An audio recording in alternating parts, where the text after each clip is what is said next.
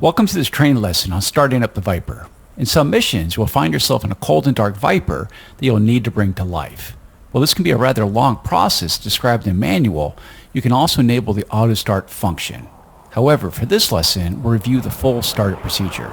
Press spacebar when you're ready to get started. As we go, remember right-click generally positions the switch up, while left-click positions the switch down.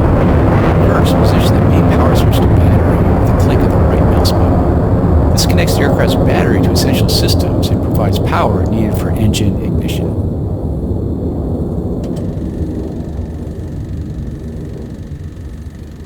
Just below the switch on the same panel, verify the amber FLICUS relay light is illuminated. This is a check that the flight control computer's fault monitoring system is operating. Press spacebar to continue. Now, position the FLICUS power test switch to the test position and hold it in place with the right mouse button. The 4 FLICUS power lights next to the switch should illuminate. Returning to the electrical panel, the FLICUS relay lights we're just looking at should turn off, and the TO FLICUS and FLICUS PMG lights should be on. This test verifies operation of flight control computer with aircraft battery as the power source. Release the switch and press spacebar to continue. Next, position the main power switch to main power. This prepares the aircraft to run off the engine-mounted generator, but electrical power is not available until the engine is up and running. For that reason, the engine and hydraulic oil pressure warning lights on the right eyebrow and electrical system and secondary caution lights on the caution panel should be illuminated. Press spacebar to continue. On the EPU panel that is just outboard of the main power switch, you'll want to verify the EPU generator and EPU PMG lights are off. Illumination of either indicates criteria for EPU activation are met. The EPU could activate and create hazardous conditions if the EPU safety pin is removed by the ground crew. Turn the main power switch to off and abort the aircraft if the lights are on, although this is highly unlikely unless you have gone terribly astray in the procedure already. Press spacebar to continue. Now, let's close the canopy in preparation for engine start. This can be delayed until taxi if you wish, but we'll close it now to cut down on noise. Use keyboard command left Control C to close the canopy. When it's fully closed, click the yellow canopy handle to lock it in place. Verify the canopy warning light on the right eyebrow goes out. Press spacebar to continue.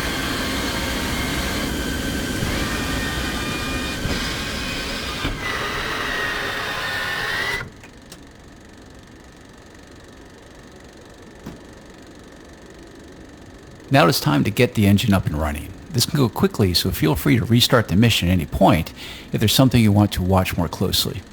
First, position the JFS switch to start 2 with a left click. That just expended both jet fuel starter JFS accumulator bottles and began to spool up the JFS. This also closed the FLICUS relays and applied power to the FLICUS. The JFS run light should come on when it's up to speed and engine RPM should start to increase. Now, let's monitor the engine instruments. At 20% RPM, advance the throttle to idle position, right shift, and home. This provides power to the engine igniters and starts fuel flow. You should note airframe vibration and the increase in the fan turbine engine inlet temperature as RPM increases. Monitor those on the right side of the instrument panel as the engine start cycle continues. The secondary caution light goes out at 20% RPM, and the JFS automatically shuts off at 55%. The JFS light should go out, and the JFS switch should return to the off position automatically. At 60% RPM, the standby generator comes online, and the engine warning light goes out. A few seconds later, the main generator comes online, and the standby generator goes offline. All aircraft systems are now running off electricity from the generator and are ready to be powered up. Normal indications after engine start are hydraulic and oil warning lights off, fuel flow between 700 and 1700 pounds per hour, oil pressure 15 psi minimum, nozzle position greater than 94%, RPM 62 to 80%, F-tip 650 C or less, and hydraulic pressure for A and B between 2850 and 3250 psi. Verify those on the instrument panel and press spacebar to continue. Now that power is provided by the generator, we have 3 quick tests to run on the master test panel. Position the probe heat switch to probe heat. Verify the probe heat caution light on the caution light panel is off. Illumination means one or more probe heaters are inoperative or failure of the monitoring system has occurred. Now, position the probe heat switch to test. The probe heat caution light should flash 3 to 5 times per second. The probe heat monitoring system is inoperative if this does not occur. Return the probe heat switch to the off position. Press spacebar to continue. Next, depress the fire and overheat detect button. Verify that the engine fire warning light and the overheat caution light are illuminated when the button is pushed. This checks for continuity of the fire and overheat detection loops. Press spacebar to continue. Then, depress the malfunction indicator lights button. All cockpit warning, caution, and indicator lights should illuminate when the button is depressed. Voice message system audio alerts should play in priority sequence. A brief landing gear warning horn should be heard prior to the warning and caution words. Press spacebar to continue. Now it's time to get our systems up and running and start the INS alignment. This is far easier than it sounds. First, turn on all the switches on the avionics power grid. Each switch in sequence provides power to the modular mission computer, or MMC, power to the store stations, or STA, power to the 2 MFDs, power to the upfront controls, or UFC, power to the GPS receiver, and power to the data link, or DL. There's also a map power switch, but this is not used in the Block 50 Viper. Press spacebar to continue. Next, position the EGI INS knob to align. This begins alignment of the EGI INS ring laser gyro navigation system. A normal alignment takes approximately 4 minutes to accomplish if the aircraft remains stationary. The knob should be set to nav prior to taxi. Press spacebar to continue. While the INS is busy aligning, we'll complete the rest of the cockpit setup checks. First, set the CNI knob to the UFC position. Now, this enables control of the primary communications, navigation, and identification functions from the upfront controls. Check that all 3 wheels down lights are illuminated green. This confirms that the landing gear is down and locked, and the micro switches that sense your position are working properly. While you're there, cycle the speed brakes open, left shift B, and back closed, left control B, using the switch on the throttle. Confirm this visually and monitor the speed brake indicator. Press spacebar to continue.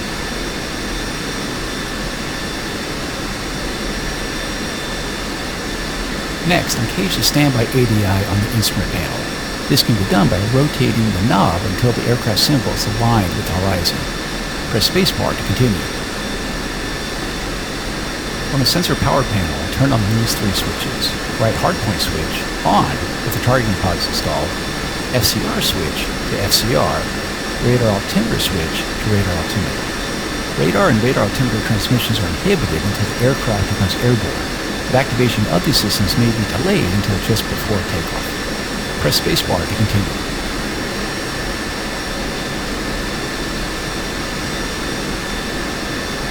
Now we're down to a series of checks that may be run to verify proper operation of the aircraft systems. We will start with a check of the engine operation of the secondary engine control mode. This mode is selected in the case of a failure of the engine-mounted digital computer that controls scheduling of the engine fuel flow. First, raise the switch guard and position the engine control switch to SEC. Verify the SEC caution light is on and engine RPM is stabilized. RPM may drop up to 10% from the pry value before stabilizing. Stabilized SEC idle RPM may be up to 5% lower than in pry. Press spacebar to continue.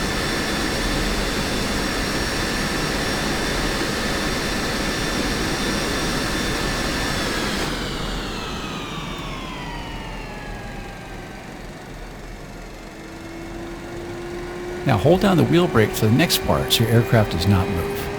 Snap the throttle to mill and then back to idle when engine RPM reaches 85%. Check for normal indications in smooth operation. The nozzle position should be 5% or less within 30 seconds after selecting SEC. Press spacebar to continue.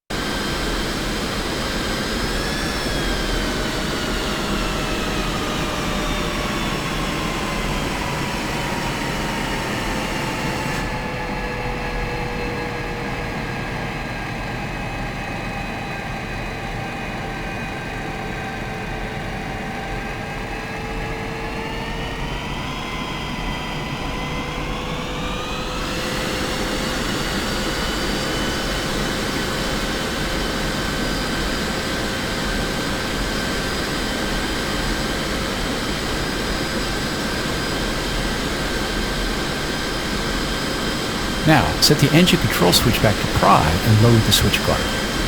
Check the cycle light goes out and nozzle position returns to greater than 94%. Press spacebar to continue. Next, we'll run a check of the flickus. Start by cycling all your flight controls. Maximum stick inputs warm hydraulic fluid and remove air bubbles, making test failures less likely. Then, position the flickus bit switch to bit. The run light on the flight control panel illuminates. After a successful completion of the bit, approximately 45 seconds later, the run light goes off, the bit switch returns to off, and the fail light and the flickus warning light remains off. A bit pass message appears on the flickus MFD page. Other tasks may be completed while the flickus bit runs. Press spacebar to continue. Now we'll test the fuel quantity indicating system. We will do this by checking the state of the fuel quantity indicator with the fuel quantity knob in the different positions. Start by positioning the fuel quantity knob to test. On the fuel quantity indicator, the FRAL pointer should indicate 2,000 plus or minus 100 pounds, and totalizer should indicate 6,000 plus or minus 100 pounds. The forward and aft low fuel caution lights should illuminate. The quantity readouts in the other positions should match the aircraft's actual fuel load. After the check is complete, set the fuel quantity knob back to norm. Press spacebar to continue. Next, let's check the operation of the digital backup software. It is used if problems arise with the primary flickus software. First, position the digital backup switch to backup. Verify that DBU on warning light illuminates and operate controls. All surfaces should respond normally. Next, return the digital backup switch to off. Verify the DBU on warning light is off. Press spacebar to continue. Now we'll verify that the trim system is functioning correctly. Set trim autopilot disconnect switch to disconnect. Use the trim head on your stick to trim at both pitch and roll. There should be no control surface motion and no movement on the trim wheels or indicators. Press spacebar to continue. Return the trim AP disconnect switch to the norm position. Again, use your trim head on the stick to trim in both pitch and roll. The control surface and trim indicators should move.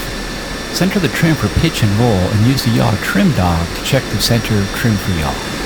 Press spacebar to continue.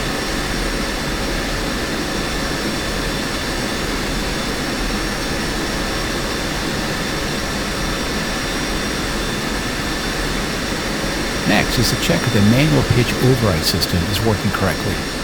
Start by pushing the stick full forward and holding that position. The horizontal tail should deflect down. Then, position the MPO switch to override and hold. Confirm that horizontal tail trailing edges move further down. Release the stick and MPO switch and confirm that the horizontal tail returns to its original position.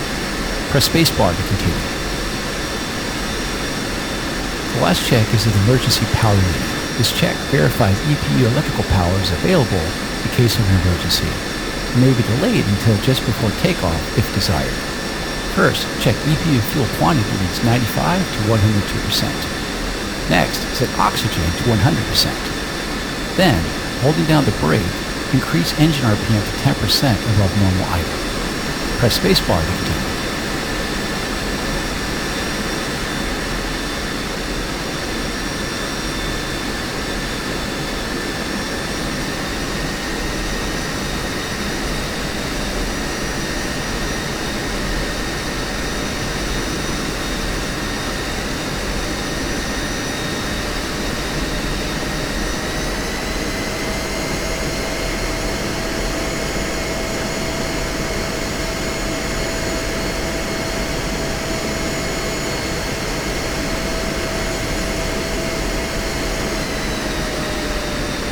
Set the EPU generator test switch to EPU generator and hold it in position.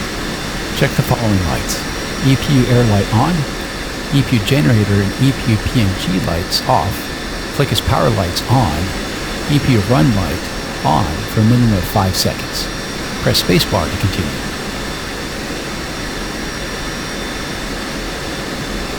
Return the EPU generator test switch to the off position. Return the throttle to idle and set oxygen back to normal. Press spacebar to continue.